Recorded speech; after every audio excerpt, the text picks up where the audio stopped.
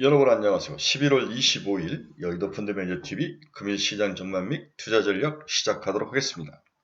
네, 어제 축구도 잘 보셨습니까? 이러다 심장병 걸리게 생겼습니다. 심장병.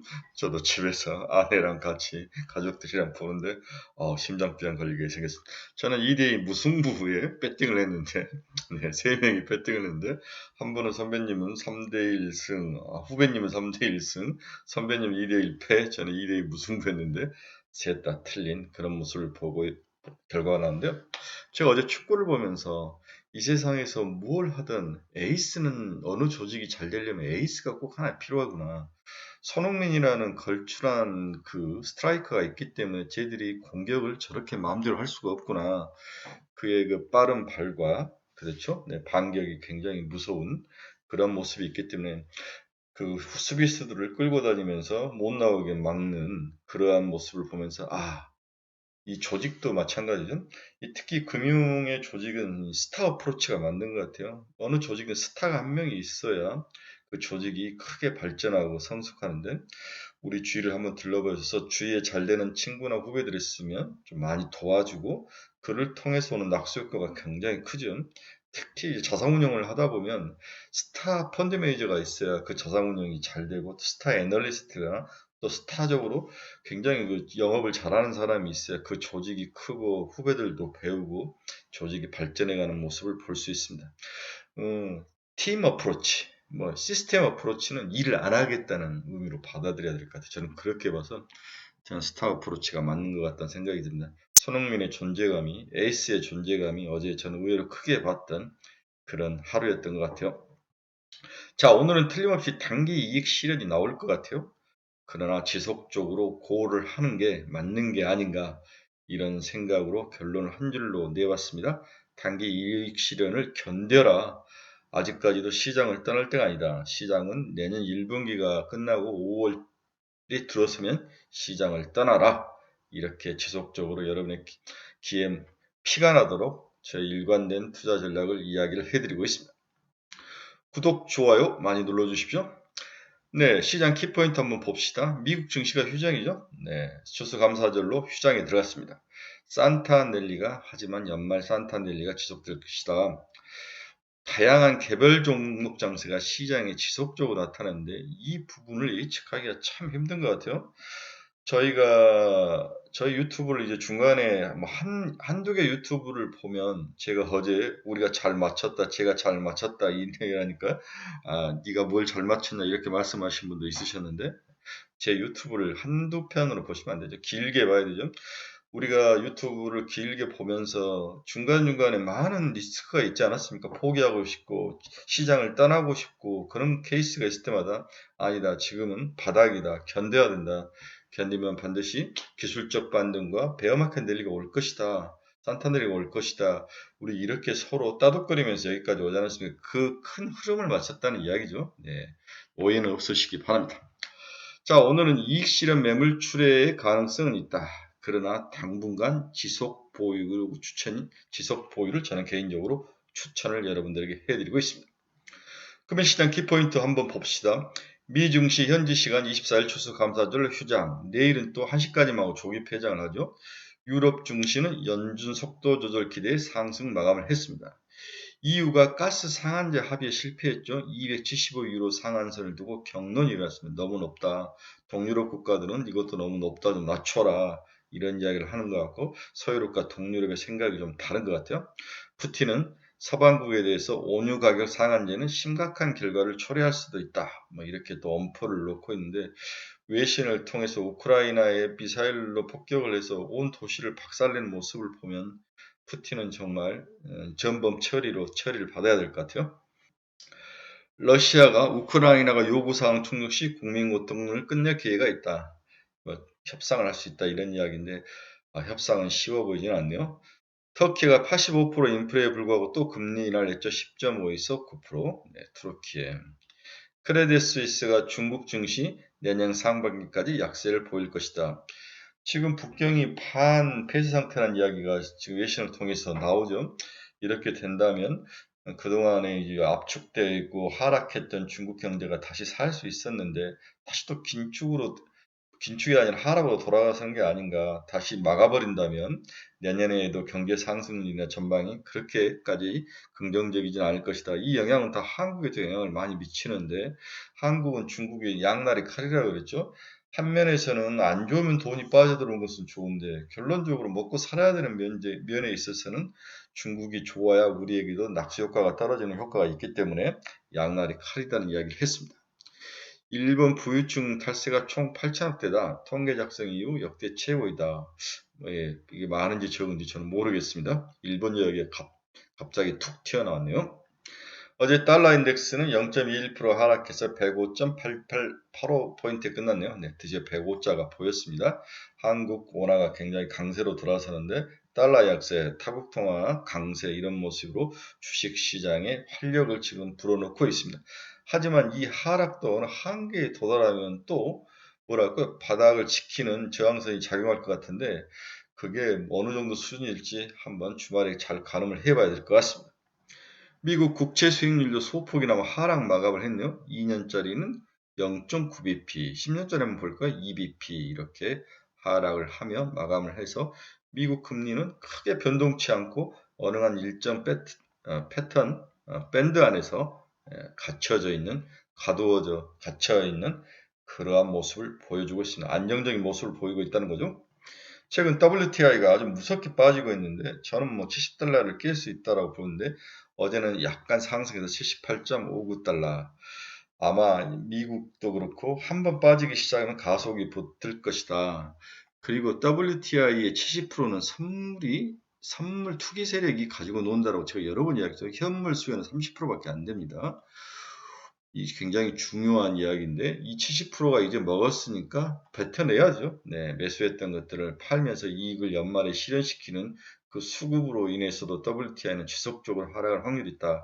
제가 봐서는 50달러도 내년에 한번 칠 가능성이 있다. 단 경제가 안 좋아야 된다는 가정이 깔려야 되는데 중국이 저렇게 반락다운 상태에 계속 들어간다면 한 번은 칠 수 있다는 가능성도 있어 보이는 것 같아요. 그래서 WTI에 배팅했던 친구들은 좀 이익을 실현하고 나오는 게 맞는 게 아닌가 이런 생각을 해봅니다. 연준 회의록이 이제 중요한 역할을 참 많이 했죠. 네, 연준 회의록을 뜯어보면 금융시장의 안정이 굉장히 중요하다. FTX 문제도 그렇고 그 다음에 그 은행, 크레딧 스위스 은행의 문제도 그렇고 금융시장의 안정, 시스템 안정이 너무 중요하다. 이렇게 추가로 올리다가는 뭔가 더 박살이 나면 더 큰 비용을 치를 수도 있다. 뭐 이런 이야기를 하면서 이제 빅스텝에 대한 것들을 좀 자이언 스텝이나 빅스텝이나 이런 것들을 좀 줄여야 되는 게 아닌가 여러 이야기들이 나오는데 또 그 의견을 냈던 사람들의 성향들을 이런 것들을 다 일일이 분석해보는 그런 기사들이 많은데 일단은 서로 내부적으로 추가적인 너무 강한 그렇죠? 짧은 기간 내에 너무 강하게 금리를 올린 것에 대한 이제는 속도 조절에 대해서 서로 동의를 해가는 것이 나타나는 모습이 이번 회의록이 나타난 것 같습니다. 미국 12월 FOMC 이전 30일에 있을 올 11월 30일에 있을 제롬 파월 연방제도 이사의 의장의 연설을 관심 있게 봐야 된다. 30일 날 파월이 이제 연설을 하는데 브루킹스 연구소와 대담해서 파월이 나서는데 파월 발언이 단기간에 가장 중요한 어떤 방향타의 역할을 할 것이다. 이렇게 예상이 됩니다. 연준 내 매파와 비둘기파 사이의 의견이 갈리고 있는 것은 아니냐는 분석이 있는데 이번 회의록으로 싹 다 정리가 됐다. 회의록을 본 이후에도 최종 금리 전망은 바뀐 게 없고 5%로 보고 있다. 이렇게 정리를 시장에서는 하고 있네요. 연준이 12월에 0.50bp를 인상을 한 후에 2월에 25bp, 3월에 25bp 추가로 올린 뒤 5월부터는 금리 인상을 중단할 것으로 저는 개인적으로 그렇게 예상을 하고 있습니다. 그렇다면 5월에 중단이 되고 55% 정도의 터미널 레이트이 정해진다면 항상 선반영이 되는 거죠. 선반영이 된다. 그렇다면 올 1분기는 절대로 나쁘지 않을 것이다. 그래서 1분기까지는 주식을 가지고 와야 된다. 중간에 뭐 데리고 가고 짧은 반락과 이익 실현을 견디셔야 되는 거죠. 오늘이 대표적으로 견뎌야 될 날인데 틀림없이 단기 이익을 토해낼 그런 날이죠. 또 금요일이라는 어떤 시간적인 타이밍도 있기 때문에 오늘은 이익 실현 문란이 나올 확률이 있다. 하지만 팔지 말고 견뎌야 한다. 이게 제 생각입니다. 자, 결론 한번 봅시다. 갈수록 연준 피봇의 둔감한 시간들이 찾아올 것으로 전망이 된다. 연준 피봇에 대한 굉장히 시장에 긍정적을 줬던 요인도 시간이 갈수록 시장이 둔감하게 반응할 것이다. 이는 연준 피봇도 어느 정도 주가에 선반영되어 가고 있다는 의미로 해석이 가능하다. 심지어 11월 물가 하락에 대한 그 가능성도 증시의 긍정적이라는 기대감이 이미 생성이 됐는데 시장의 열광이 갈수록 약해질 것이다. 따라서 이 두 가지가 시장을 움직이는 상승을 이끄는 주요 패턴과 모멘텀인데 이 부분도 시간이 갈수록 모멘텀으로서의 호재의 희석이 될 것이다. 그럼 새로운 뭔가가 필요한 거죠. 그렇죠? 네. 새로운 모멘텀. 이게 뭐냐? 새로운 모멘텀을 찾아야 되는데 그 모멘텀이 매력적이냐 달콤할 것이냐 우리를 또 치하게해서 또 주식시장에서 떠나지 않고 우리를 잡고 돈을 지속적으로 쏘면서 지금 단기 자금이 어마어마하게 돈이 주식시장이나 뭐 코인시장에서 빠져나와서 채권으로 일부 갔다가 지금 단기 시장에 머물러 있는데 이들을 다시 주식시장으로 불러올 그 새로운 모멘텀이 이제 필요하다는 거죠. 연준 피복과 11월 CPI 이 인플레이 인하 가능성에 대한 배팅은 이제 시장에 어느 정도 충분히 반영돼 가고 있는 마지막 단계일 수도 있다. 그래서 이 새로운 모멘텀이 나타나야 내년 1분기를 시장을 끌고 올라가는데 그 새로운 모멘텀이 뭐냐? 저는 금리 인하와 또 생각보다도 테크놀로지들의 수익이 기업 실적이 생각보다 나쁘지 않다도 될 수 있을 것 같아요. 단기적으로 실적이 생각보다 나쁘지 않다. 그리고 경기는 경착륙보다는 연착륙할 확률이 높다. 여기에 전쟁이 끝나가면서 전쟁이 좀 해결이 되고 에너지 가격이 하락이 되고 중국이 다시 리오픈으로 전략을 바꾼다면 새로운 모멘텀, 내년 1분기 3개월을 끌어올릴 모멘텀은 충분히 될 수 있다. 그 첫 번째 모습은 저는 우리가 고민하고 걱정했던 빅테크들이나 또 테크놀로지 중소기업들의 그러한 기업 실적이 생각보다 강건하다. 이 가능성을 배팅을 하는 게 맞는 게 아닌가 이렇게 예상을 해보죠. 자, 시장은 새로운 모멘텀이 필요한 것은 사실인 것 같습니다. 5번의 약세장 바닥에서 PE 움직임을 보면 7.7배까지 빠졌다가 11.1배까지 올랐고 이번에는 8.9배까지 빠졌다가 지금 11.6배까지 올랐는데 맥스가 12배인 거죠. 기존에 보면은 6.3배, 6.8배까지 빠졌다고 마뉴람 10.9배, 12배, 11.1배, 지금 11.6배인데 밸류에이션 측면에서는 거의 다 목에 차 있는 것 같아요. 그렇죠? 충분히 선반영이 되어 있다. 그래서 11배, 12배, 13배까지 과연 갈 수 있을 것이냐. 이 부분에 대해서도 우리가 한번 생각을 좀 해봐야 되는 거 아니야. 밸류에이션 측면에서는 약간 리스크는 있다. 하지만 시장이라는 것은 관성이 있기 때문에 바닥에서 치고 올라가면은 생각하는 가이드라인보다 더 위로 갔다가 내려오는 거죠. 그렇죠? 그래서 일단 산타넬리에 대한 기대감은 이제 서서히 좀 사라질 수는 있지만 아직까지는 시장을 떠날 때는 아니다. 내년 1분기까지는 버텨라. 이렇게 여전히 여러분들에게 주장을 하고 있습니다. 어제 시장에서 나타난 상승세를 나타난 종목과 섹터를 살펴보면 실제 금융이 일단 먼저 올라왔네요. 그렇죠? 금통위 결과가 자금 시장의 적극 대응 시사를 의미하면서 증권, 보험을 중심으로 상승을 했죠. 연말 배당 기대감으로 금융주들이 상승하는 모습이 나타났습니다. 두 번째는 미디어 컨텐츠도 전일에 이어서 사우디 국부펀드의 카카오 엔터 투자금토와 중국 한알령 기조 완화 및 드라마 재벌집 막내 아들 흥행 기대감이 작용하며 레몬레인 관련된 재벌집 막내 아들 관련 종목들 컨텐츠의 중앙이라는 이런 종목들이 치고 올라오는 그러한 모습을 보였습니다. 개인적으로 가장 눈에 들어오는 신선한 것은 중소 IT 섹터였는데요. 코스닥 전반의 저점 매수 유입과 콘텐츠 강세에 이어서 XR 관련주 중심으로 중소형 IT 섹터가 살짝 움직였다는 거죠. 이 XR은 2024년 내년 미국 라스베가스에서 열린 CES 화두인데 먼저 한국 시장에서 고개를 들고 나왔다는 점이 저는 좀 특이하게 봤습니다. 그래서 오늘 XR 관련주들을 좀 봐야 되는데 제가 여러분 이제 XR 관련주를 아무리 봐도 결론은 하나다. LG 이노텍이다. 이거 외에는 XR 관련주에 뭔가 투자할 만한 그러한 것들이 없다. LG 이노텍이 시총이 7.2조인가 3조밖에 안 된 LG 이노텍은 좀 고통스럽지만 10조까지는 갈 수 있으니까 견뎌라. 내년에는 꼭 10조를 한번 때릴 것이다. 이게 제가 XR에 대한 저의 단순한 결론이죠. 오늘은 미국 추수감사절 기간으로 차주 다음 주에는 11월 PMI 발표를 제외하고 지수에 특별한 재료는 없습니다. 주가는 무난한 흐름을 이어갈 가능성이 있으나 밸류에이션 부담으로 상단은 좀 제한될 것으로 전망이 된다. 밸류에이션 부담이 있다는 것은 대형 우량주보다는 중소 개별주로 시장이 돌 확률이 굉장히 높아 보인다. 이렇게 여러분들은 생각을 하셔야 될 것 같습니다.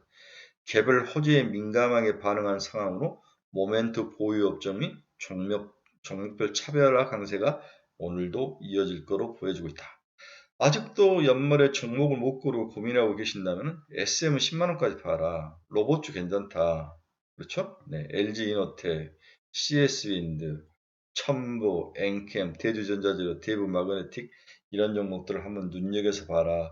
이제는 쿡쿡 찍어서 찝어서 주는 거죠. 어제 대부마그네틱 굉장히 올랐는데 오늘 올라왔으니까 어제 올라왔으니까 오늘은 조정받아서 내려오면 사야죠. 네, 그것도 분할로 사라.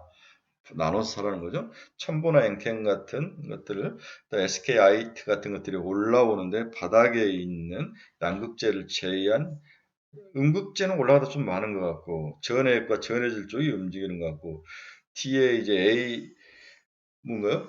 이러한 2차전지 시설과 설비를 하는 기업들이 또 치고 올라오는 그런 모습도 좀 보이는 것 같아요. 네, 이런 것들을 좀 소외됐던 종목들이 갭 메꾸기를 하고 있는데 이러한 것들이 좀 관심을 가지고 봐야 될 것 같습니다.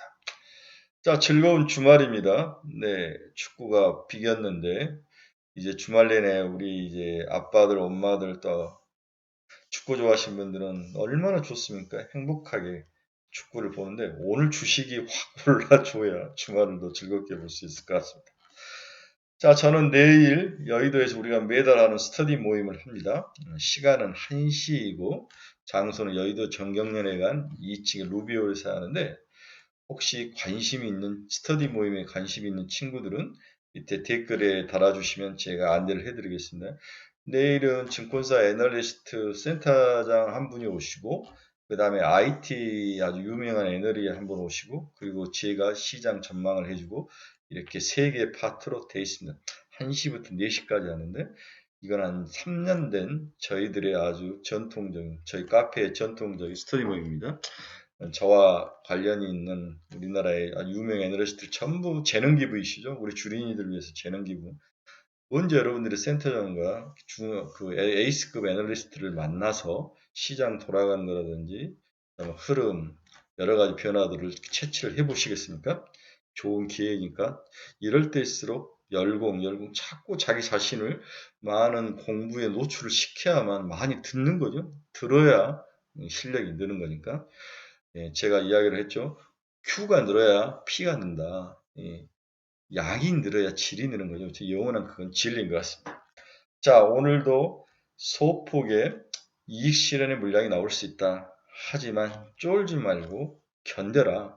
내년 1분기까지는 견뎌라. 계속 종목 찾기, 자기 포트폴리오 속티표에서 계속 찾아서 늪속에서 빠져있는 것들은 과감하게 50%를 팔아라. 팔아서 잘 나가는 쪽으로 들어가서 15% 정도 먹고 또 기다리고 이렇게 해서 하락 많이 터진 부분을 리커버리 하지 않고는 굉장히 어려운 시장이 될 것이다. 주식 시장은 계속 올라가는데 내 계좌는 계속 파란색 25% 30% 이렇게 있는 것은 가슴 아픈 일이죠. 네, 즐거운 주말입니다. 여러분들의 건강하고 또 멋있는 재미있는 주말을 응원합니다. 여러분 감사합니다. 저는 일요일날 뵈야 되겠네. 일요일날 뵙겠습니다.